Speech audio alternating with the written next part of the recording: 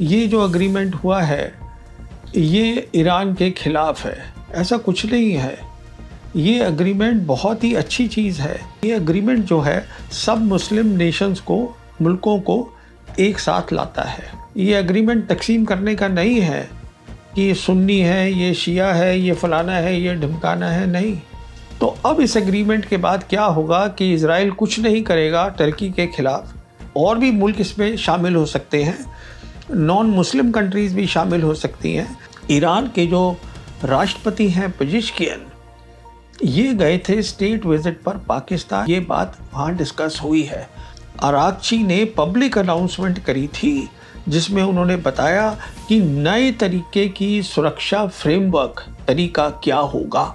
पाकिस्तान के army chief field marshal Asim Munir ये खास दौरे पे 2 दिन के टर्की गए थे। पाकिस्तान जो है वो इस सोच को, कलेक्टिव सिक्योरिटी को, रीजनल फ्रेमवर्क को मुस्लिम नेशंस में ले जाने के लिए बहुत काम कर रहा है और आगे भी करेगा, आप देखिएगा। सीधी सी बात यह है कि पाकिस्तान ये सब कुछ इसलिए कर पा रहा है क्योंकि इन सब मुल्कों ने वो 4 दिन की जंग देखी थी, ऑपरेशन सिंदूर। तो ये जो डिफेंस एग्रीमेंट है ये उसके लिए है, इज़राइल को बताने के लिए कि तुम्हारी लड़ाई 1 से नहीं होगी, तुम्हारी फिर लड़ाई 3 से होगी। और तीनों मुल्क जो है ताकतवर है कि कल एक बहुत ही अहम इम्पॉर्टेंट डिफेंस एग्रीमेंट हो गया है जिसके बारे में आज जिक्र करना बहुत ज़रूरी है। आप जानते हैं कि कल मक्का के अंदर सऊदी अरेबिया में 3 मुल्कों के बीच में डिफेंस एग्रीमेंट हो गया है। मुल्क हैं सऊदी अरेबिया, टर्की, पाकिस्तान। और बहुत ही ज़रूरी एग्रीमेंट है। और बहुत सारे एनालिस्ट हैं, जो टिप्पणी करने वाले लोग हैं हिंदुस्तान में, दुनिया में, जो ये कह रहे हैं कि देखिए ये जो एग्रीमेंट हुआ है ये ईरान के खिलाफ है। ऐसा कुछ नहीं है। ये एग्रीमेंट बहुत ही अच्छी चीज़ है। ये एग्रीमेंट ईरान की सोच को आगे ले जाएगा। ये एग्रीमेंट वेस्ट एशिया को तरक्की और बेहतरी की तरफ ले जाएगा। तो 3 सवाल हैं जिनका मुझे आज जवाब देना है। तो पहला सवाल तो ये उठता है, ये समझते हैं ये एग्रीमेंट है क्या। दूसरा सवाल ये है कि ये आया कहाँ से। तीसरा सवाल है अब ये साइन हो गया है तो कैसे ये वेस्ट एशिया को बेहतरी की तरफ ले जाएगा। तो चलिए पहला सवाल कि ये एग्रीमेंट है क्या। तो कल 7 अगस्त को पाकिस्तान फॉरेन ऑफिस ने एक प्रेस नोट इशू करा है, जारी किया, जिसमें उन्होंने इस एग्रीमेंट के बारे में 4 बातें बोली हैं। पहली बात यह है कि ये एग्रीमेंट जो है सब मुस्लिम नेशंस को, मुल्कों को एक साथ लाता है, जोड़ रहा है। ये एग्रीमेंट तकसीम करने का नहीं है कि ये सुन्नी है, ये शिया है, ये फलाना है, ये ढमकाना है, नहीं। ये सब मुस्लिम कंट्रीज़ को साथ लाने का है। दूसरी बात ये बताई गई कि ये एग्रीमेंट है कलेक्टिव सिक्योरिटी का। इसका मतलब सबकी सुरक्षा, सांझी सुरक्षा। इसका मतलब आप ऐसा ना करें सुरक्षा के बारे में जिससे कि आप सोचें मेरा फ़ायदा हो और दूसरे का फ़ायदा ना हो। क्योंकि अगर सांझी सुरक्षा होगी तो शांति होगी, आपकी भी बेहतरी होगी, दूसरे की भी बेहतरी होगी और जो पूरा रीजन है वो बेहतरी की तरफ जाएगा। शांति बहुत ज़रूरी होती है। कहने का मतलब ये है, हम जानते हैं कि आज जो है लड़ाई चल रही है सऊदी अरेबिया और येमनीज़, जिनको हूती भी बोलते हैं, उनके बीच में। पुरानी लड़ाई है, अब फिर से शुरू हो गई है। तो अगर ये कलेक्टिव सिक्योरिटी, सांझी सिक्योरिटी की बात हो तो इन दोनों मुल्कों को एक साथ बैठना है और बात करनी है कि कैसे दोनों का मसला हल हो जाए। किस तरीके से जो सऊदी की प्रॉब्लम है वो भी सॉल्व हो जाए और यमनी जो चाहते हैं उनको भी मिल जाए। विन विन जिसे कहते हैं, दोनों का फ़ायदा हो। और इसमें मुझे पूरी उम्मीद है पाकिस्तान का बहुत बड़ा रोल प्ले करेगा। तो इसको बोलते हैं साझी सुरक्षा, जो बहुत अच्छी बात है। तीसरी बात है जिसको बताई गई वो ये है कि ये है कलेक्टिव डिटरेंस। इसका मतलब ये है कि ये सांझी तरीके से तीनों मुल्क मिलके जो बाहर की ताकतें हैं जो नुकसान करने की कोशिश करेंगी इन तीनों में से किसी मुल्क का, तो तीनों मुल्क एक साथ खड़े हो जाएंगे उसके खिलाफ। देखिए, ये इशारा जो है अमेरिका की तरफ नहीं है, अमेरिका की फ़ौज की तरफ। ये इशारा सीधा-सीधा इज़राइल की तरफ है। क्योंकि हम जानते हैं कि इज़राइल के बहुत सारे जो सीनियर मिनिस्टर्स हैं, वो खुलेआम बोलते हैं कि इज़राइल को ईरान के बाद खतरा जो है वो टर्की से है। तो अब इस एग्रीमेंट के बाद क्या होगा कि इज़राइल कुछ नहीं करेगा टर्की के खिलाफ, क्योंकि उसको बिल्कुल ये साफ होगा कि मैं टर्की से लड़ाई नहीं लड़ रहा हूँ। 3 मुल्क खड़े हैं, पाकिस्तान खड़ा है, सऊदी भी साथ में खड़ा है। तो ये भी एक अच्छी बात है, शांति चाहिए। तीसरी बात, चौथी बात ये बताई गई इसमें कि जो ये 3 मुल्क हैं, इनके पास बहुत सारी उपलब्धियाँ हैं, एडवांटेजेस हैं। ये एक दूसरे की मदद कर सकते हैं डिफेंस में, टेक्नोलॉजी शेयर कर सकते हैं, जॉइंट प्रोजेक्ट कर सकते हैं, बहुत काम कर सकते हैं। तो ये सारी बातें जो प्रेस नोट में है, ये पॉजिटिव है, अच्छी बातें हैं। उसके बाद जो टर्की के प्रेसिडेंट हैं एर्दोगान, उन्होंने अपनी सोशल पोस्ट पे 3 और बातें लिखी हैं इस एग्रीमेंट के बारे में। पहली बात तो उन्होंने साफ-साफ बोल दिया है कि ये टेररिज्म के खिलाफ है। तो ये तो सीधा इशारा है इज़राइल की तरफ, क्योंकि इज़राइल ही मुल्क है जो वहाँ पे टेररिज्म कर रहा है। दूसरी बात उन्होंने ये कही है कि ये एग्रीमेंट जो है, जो भी ये और भी मुल्क इसमें शामिल हो सकते हैं, नॉन मुस्लिम कंट्रीज़ भी शामिल हो सकती हैं, जब तक कि वो इस बात को माने, इस सोच को माने, साझी सुरक्षा की सोच को, जिससे कि सबकी बेहतरी हो।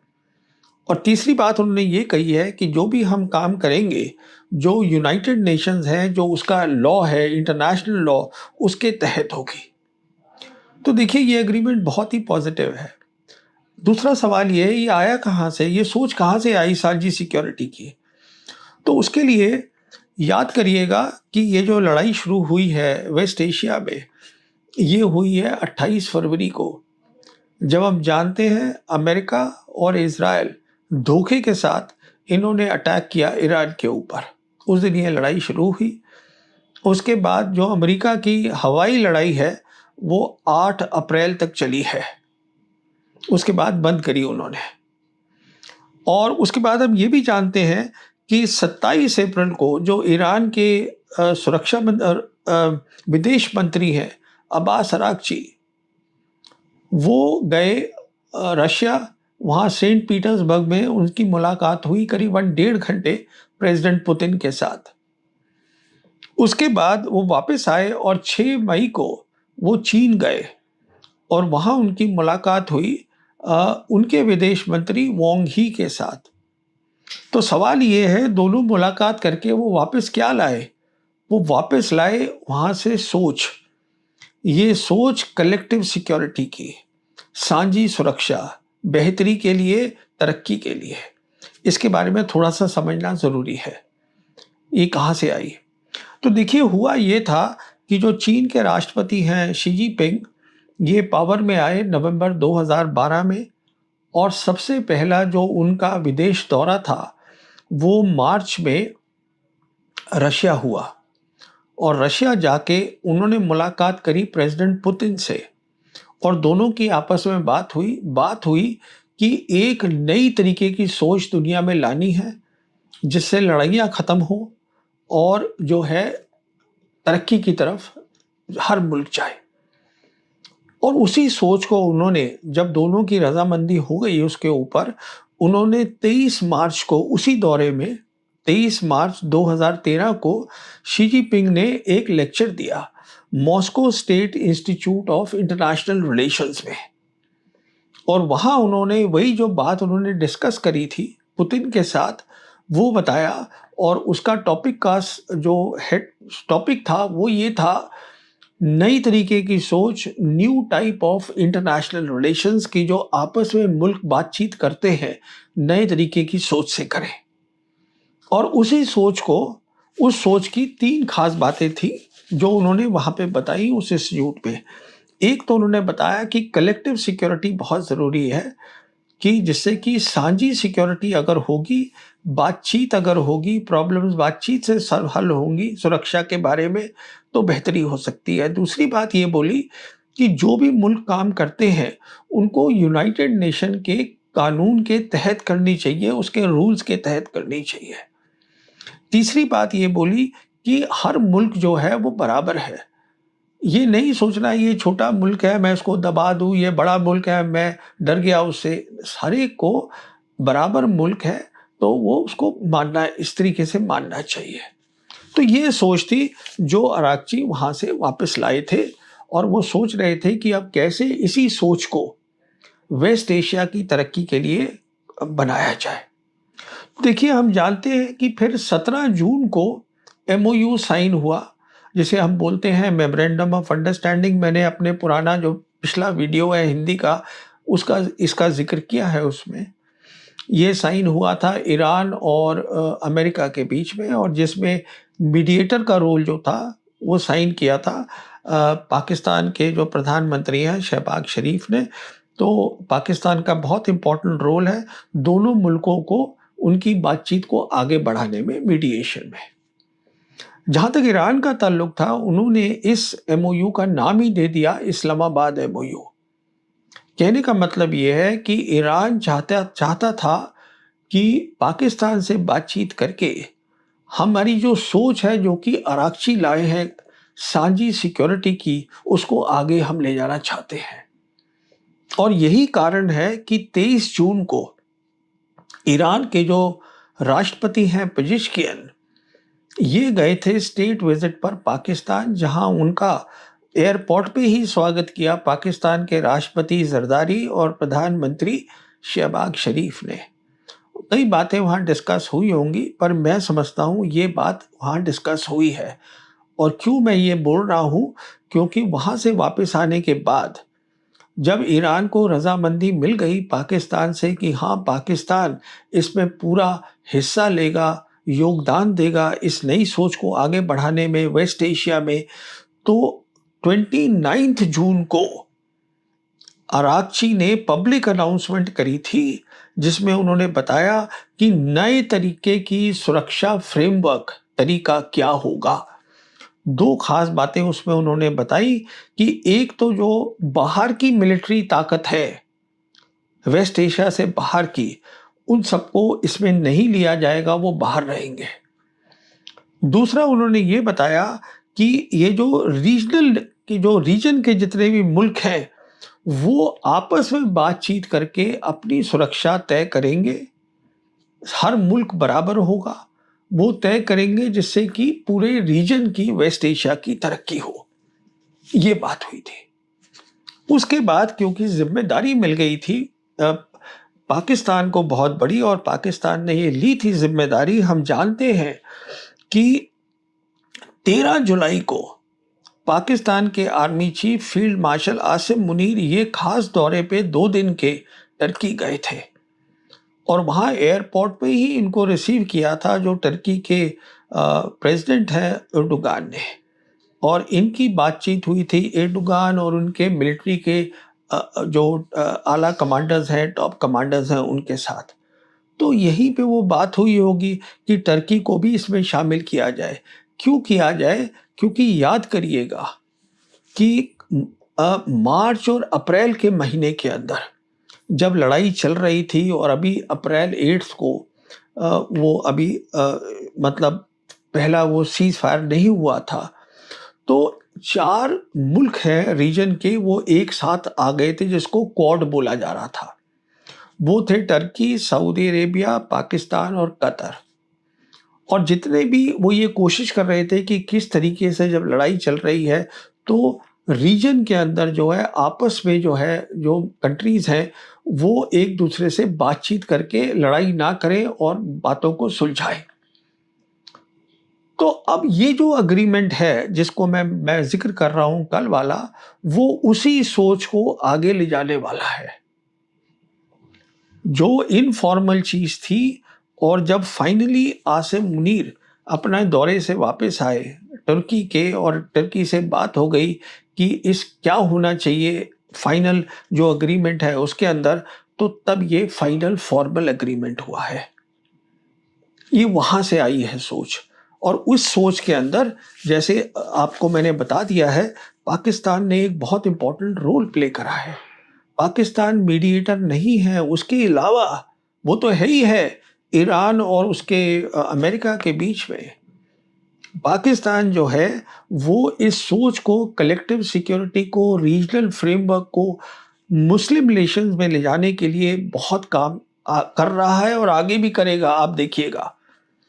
हम जानते हैं कि पाकिस्तान ने पिछले साल ही 2025 के अंदर सऊदी के साथ डिफेंस एग्रीमेंट किया था। उसके बाद उन्होंने अभी जो है कुवैत के साथ जो डिफेंस एग्रीमेंट उनका 2023 का था, उसको उन्होंने फॉर्मल किया, फॉर्मल साइन हो गया। कतर भी कोशिश कर रहा है उनके साथ डिफेंस एग्रीमेंट का। अब हम जानते हैं कि अब उन्होंने एक डिफेंस एग्रीमेंट करा है अफ्रीकन कॉन्टिनेंट में भी, सोमालिया के साथ। तो देखिए ये बात जो है और आगे जाएगी। मेरे हिसाब से पाकिस्तान जो है एक बहुत जिम्मेदारी के साथ जितने भी मुस्लिम कंट्रीज़ हैं, हम बात कर रहे हैं जो 57 ओआईसी की कंट्रीज़ हैं, जो कंट्रीज़ हैं Muslim countries central Asian Republic में, जो साउथ एशिया में है। जैसे साउथ एशिया की 3 खास मुस्लिम कंट्रीज़ जो मेजॉरिटी की हैं, वो है पाकिस्तान, मालदीव्स और बांग्लादेश। फिर हम जानते हैं कि अफ्रीका के अंदर जहाँ 54 मुल्क हैं, 20 कंट्रीज़ वहाँ ऐसी हैं जो मुस्लिम मेजॉरिटी हैं। तो पाकिस्तान इस कलेक्टिव सिक्योरिटी को की सोच को लेके जाएगा और उसके तहत मेरी असेसमेंट में वो डिफेंस कोऑपरेशन के एग्रीमेंट इन सब मुल्कों के साथ करेगा। सीधी सी बात यह है कि पाकिस्तान ये सब कुछ इसलिए कर पा रहा है क्योंकि इन सब मुल्कों ने वो 4 दिन की जंग देखी थी, ऑपरेशन सिंदूर, और उसके बाद उन्होंने ये देखा कि पाकिस्तान इकलौता मुस्लिम कंट्री जिसके पास न्यूक्लियर वेपन्स है, वो तो है ही, साथ में वो इस नतीजे में पहुंचे कि इसकी पाकिस्तान की जो कन्वेंशनल कैपेबिलिटी है, जो उसकी मिलिट्री ताकत है, वो भी अच्छी है। ये कारण है। तो ये तो है। अब तीसरी बात मैंने कही थी कि ये कहाँ तक जाएगा, आगे इसका क्या है। देखिए, मैंने ये बताया भी था अपने पहले हिंदी और उर्दू के वीडियो में कि हर मुल्क जो है उस वेस्ट एशिया में वो क्या चाहता है, और उसमें मैंने कहा था जहाँ तक ईरान है वो बिल्कुल साफ है। वो चाहते हैं कि अमेरिकी फ़ौजें जो हैं वो वेस्ट एशिया से बाहर निकल जाए, पहले गल्फ़ से निकले, उसके बाद वेस्ट एशिया से निकले। हम जानते हैं कि अमेरिका की करीबन 50,000 फ़ौज है वेस्ट एशिया में, और वो कोई उनके पास 19 बेसेस है वेस्ट एशिया में। 19 में से 5 तो ये गल्फ़ के हो गए। हम ये भी जानते हैं कि जो अभी हालत ये इनकी बेसिस की है, जो मैंने बात भी करी थी पिछले वीडियो में, कि बहुत बुरी हालत है। वो अमेरिकन बेसिस इस्तेमाल नहीं हो सकती हैं, उनकी वहाँ से ट्रूप्स हटा दी गई हैं, और जो उनका रीजनल हेडक्वार्टर था सेंट्रल कमांड का अमेरिका की, जो कि इस पूरे एरिया को देखता है, वो अब शिफ्ट करके इजराइल चला गया है। तो कहने का मतलब ये है कि ऑलरेडी वो खाली हो रहा है, अमेरिका की फ़ौज यहाँ से जा रही है वेस्ट एशिया से।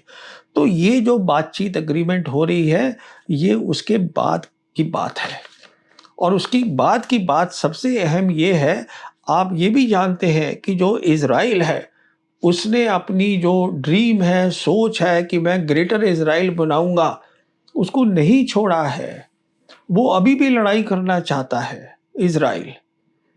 यही कारण है कि इज़राइल की क्योंकि पकड़ बहुत ज़्यादा है अमेरिका में, वहाँ की यूएस कांग्रेस में, तो इस साल जो अभी पिछले महीने की बात है, जो पेंटागन है, जो यूएस मिलिट्री हेडक्वार्टर्स है, उनका जो 2027 का डिफेंस बजट था, जो उन्होंने तकरीबन $1.15 ट्रिलियन मांगा है, साथ में एक क्लॉज ये भी थी, क्लॉज ये थी कि जो जहाँ तक वेस्ट एशिया का ताल्लुक है, जो फ़ौज है अमेरिका की वहाँ, और जो उनकी इंटेलिजेंस एजेंसी है, कहने का मतलब सेंट्रल कमांड और साथ में CIA, अगर ट्रंप यहाँ से चले जाते हैं वेस्ट एशिया से, तो वो इजरायली प्राइम मिनिस्टर के अंडर आ जानी चाहिए।